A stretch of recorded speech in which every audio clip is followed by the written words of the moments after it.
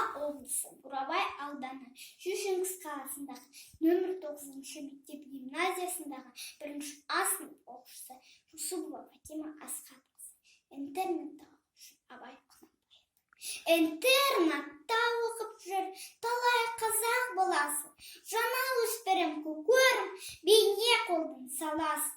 Балам закон білді деп қуанар ата-анасы. Ойында жоқ бірінің шариғатқа шаласы. Орыс тілі жазуы білсем деген талас. Прощение жазуға тырысар келсе шамасы. Ансап сызға не керек, істің ақ пен қарасы. Нан таппаймыз демейді бүлінсе елдің арасы. Ежіне қатыс мехнатсыз табылмас ғылым сарасы.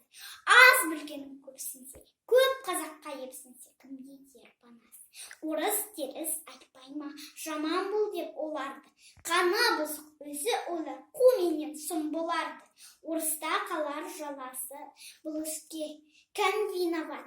Я Семейдің қаласы, я қазақтың аласы. Орыста қалар жаласы.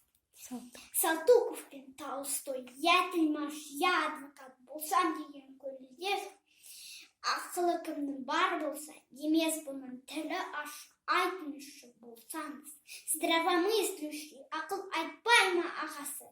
Пайда ойлама, ар ойла, талап қыл, артық білуге, артық ғылым кітапта, ерінбей оқып көруге, военный қызмет іздеуге.